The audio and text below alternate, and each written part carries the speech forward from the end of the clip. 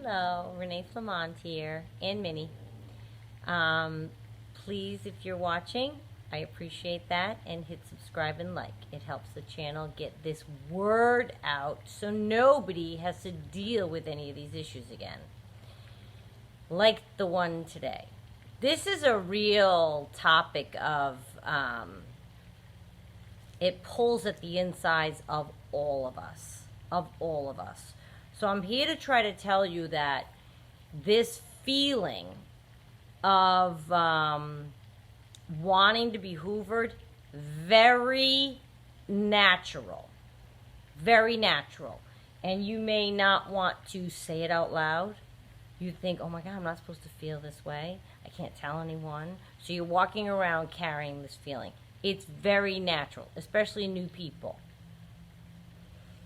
It is, but it can throw you. It threw me. Truly. I mean, I could not make sense of this part of the process for the longest time.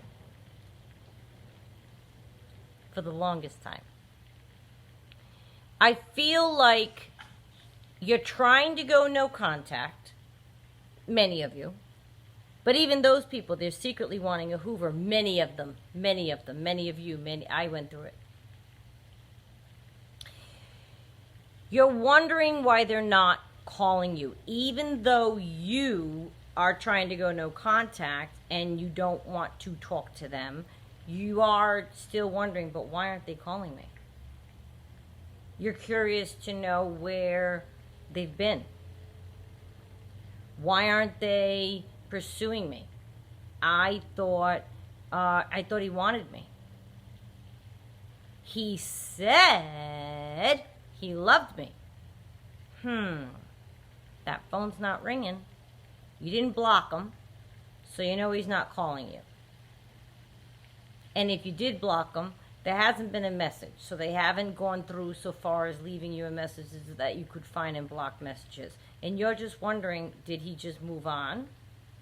It can bother a lot of people, and it's not talked about a lot. People don't want to discuss it because they feel like they're not supposed to have that feeling. But you know, the dream, that's the dream. Somebody coming for us, right? I mean, we'll even take it from the narcissist, knowing it's tainted, because we want to be wanted. We all want to be wanted, but we can't say it because it's not right. We shouldn't be wanting them to want us. We shouldn't be wanting them to call us. It makes no sense that you want to hear from him. It's the inevitable, is he going to call? I've talked of that before. That question that we all have, regardless of what stage. You just meet somebody, it's, is he going to call? And then you're in a fight with them, is he going to call? And then you break up and it's, is he going to call? I mean, it's always, is he going to call? It's no different during the hoover. It's a very natural thing that we've all felt our whole lives, any stage of any relationship. Anybody. You go for a job interview, are they going to call? You know what I mean? Anything. Are they going to call? It's a question that's natural. We want to be wooed. We want to be pursued. You know, that makes it maybe understandable to you that you're wondering, it makes sense for you to be wondering why they're not reaching out. Is that it is natural. And I know it doesn't feel right. And it's like a taboo topic. I think I made another video about this a long time ago. It is a taboo topic because nobody wants to say it. And you know, because it's such a natural feeling to want to be wanted and pursued, it punctuates even more so how it doesn't feel right that we want the person that wronged us to show pursuit. It's such a natural feeling that we want in a healthy way. It's, to me, punctuated so much so that oh, wait a minute, but this person wronged me. This wasn't part of the equation, that when I was dreaming about being pursued in life, it wasn't by somebody like this. Yet we sit there wanting them to call us. Think about what they've done to you. That's not the pursuit that we had in mind when we read about it, listened to songs, read books, watched movies of wooing and romantic things that panned out properly. They didn't have the deficit that the narcissist has. Nonetheless, it feels not proper or right or good to wonder why they're not calling, but we do it anyway. I think no one likes rejection, of course. So it's like no one likes to think that the narcissist just moved on. So maybe we think them calling us is evidence that they're still in our realm, hung up on us, thinking about us, missing us. But remember, we're dealing with a narcissist. This isn't your regular non-disordered breakup and the guy or girl saw their way of their mistake and they called you and, oh, I miss you and let's get back together and now I understand. No, that's not what's happening here. Remember, the narcissist, just because they're hoovering you doesn't mean they haven't moved on. So we don't like to think of them as having moved on. So we take the evidence of the hoover to what? You think that means that they haven't moved on, that they're still hung up on you? They're making you think that they're hung up on you. They're giving you some attention right now for a multitude of reasons that I've been talking about forever. They had a bad day, fight with the new supply, whatever the case is. But for you to want it, the point of this video is to let you know that is very natural. Now, how to help you deal with that? Well, there's a few things you can think of. Don't let yourself, is my advice, end up, I went through so many different phases, and don't let yourself end up going through so many tries. They all end badly. So, you might be, your narcissist isn't blocked, but you're still wanting to see their number show up 50 times in a row. It makes you feel better to know that they're trying you 50 times in a row. So you leave their number unblocked, and now they're not trying you at all. So now you see that they're not trying you, and then that's bothering you. That's like an opposite reason to block. You would have no way of knowing who's trying you, who isn't, when he's trying you, when he isn't or she. They would have to leave a message. And you might say, well, that would kill me. I'm dying to know if he calls. Where's my hoover? I felt like that sometimes in the absence phases. And then I realized, do you want someone that calls you for about a week, a month, 100 times a day, and then you don't hear from them 3 weeks out of the month? Or would you rather, that's a dumb, of course I wouldn't want that. So I started to think about it in terms of, okay, I, several months ago, went through this thing where I think I even told you in a video, I ended up singing Gladys Knight at the top of my lungs in the kitchen on a Saturday night, and I was hysterically crying because I answered. It was one thing led to another. You answer them finally. They break you down with this hoover. You answer them finally. Then they come over. Then they're leaving. And then you're crying in the kitchen. Or they do leave. You talk a couple of more days. And then boom, they fall off the face of the earth again. It can happen if you open it up to happen. It can't happen if you don't open it up to happen. The first opening for it to happen is when they hoover you. It's natural to want it. I'm trying to let you know the negatives. When they hoover you and you are open to that, it opens you up to a whole bunch more pain. And we know this. We've discussed this, yet we still want to know they tried, hence the non-blocking, to be able to see them trying even if you're not answering. But that's eventually troublesome because you could fold. You may fold. They might say just the right thing. And boom, you pick up the phone, you talk to them. What is it? You've left me 39 messages, and boom, now here you go, open and vulnerable for something else bad to happen. For them to leave you with more pain. That's an airplane. I don't know if you can hear that. If you find yourself wondering why they aren't calling, I want you to ask yourself if you really, really even want to discuss anything with them. Now, don't quickly say, well, of course, I have a million things to say.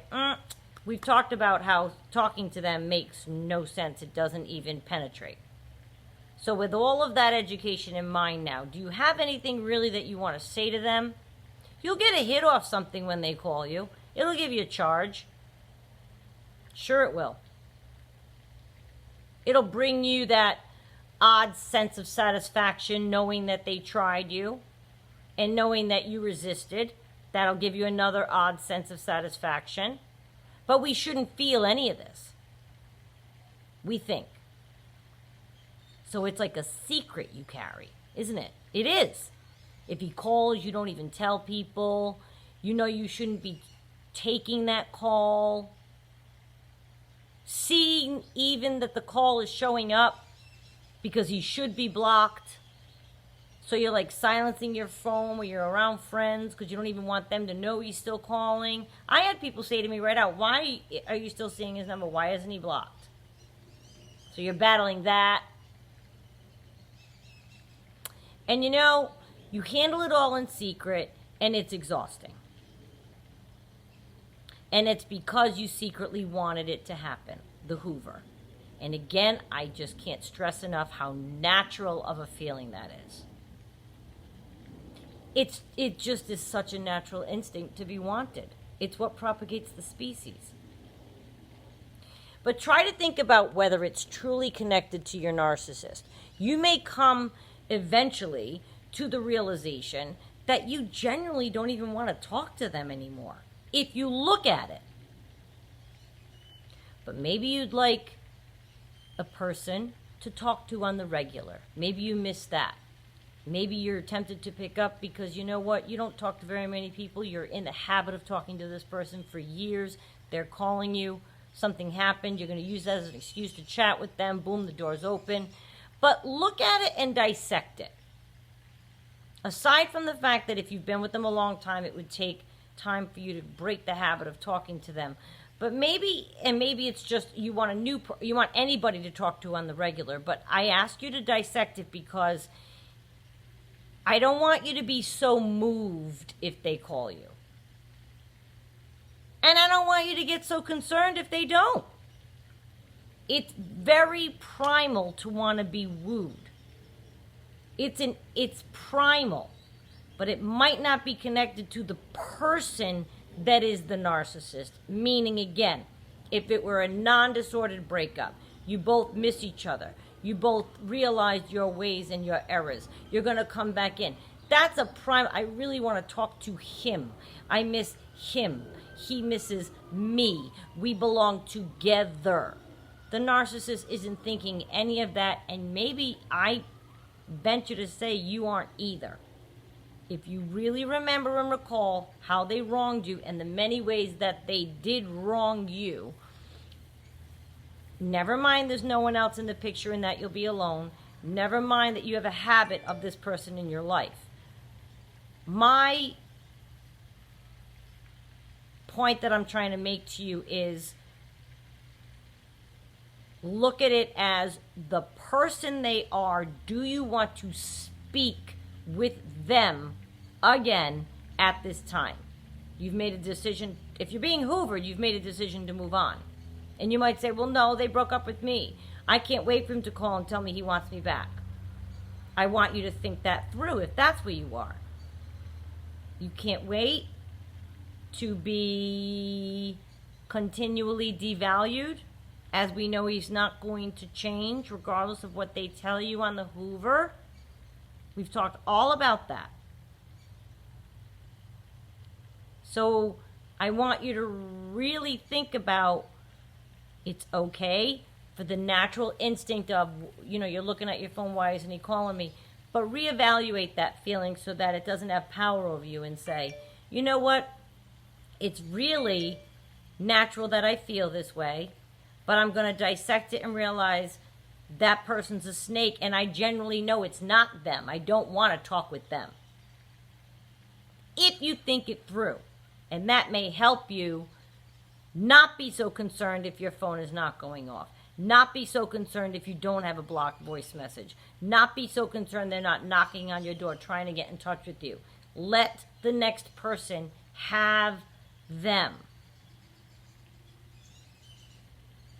But it is very natural, and I wanted you to know that because it's a secret. We don't talk about it. Nobody wants to talk about that. Because you're supposed to just be strong. I'm going, no contact. I don't want to hear from him anymore. Done. Not all of us operate that way. Some of us go the long way around, and we learn the long way. I learned the hard way, and I made every error. But I had to, and I own them. I own them. But I was truly thrown with this. I was like, why do I care if my phone's going off? It really concerned me. But I've realized it does pass. Also, I wanted to say, and you do eventually get to a place where you're like, ugh, I'm so glad they're out of my life and I don't want to talk to them. So just hang on and dissect that feeling when it's happening to you and try to figure out why. And if you come up with, well, I just love them, then we need to talk about your definition of love. Because if this person has wronged you in the ways that narcissists can, review 360 videos at that point, right? There's so much to say with that. They don't even know love. You can't possibly experience that with a narcissist. Okay, Minnie, she sees something outside. I just wanted to mention this. And so don't be so hard on yourself if you feel that way. Look, she does make noise. I should video it. Most people don't think she makes any noise.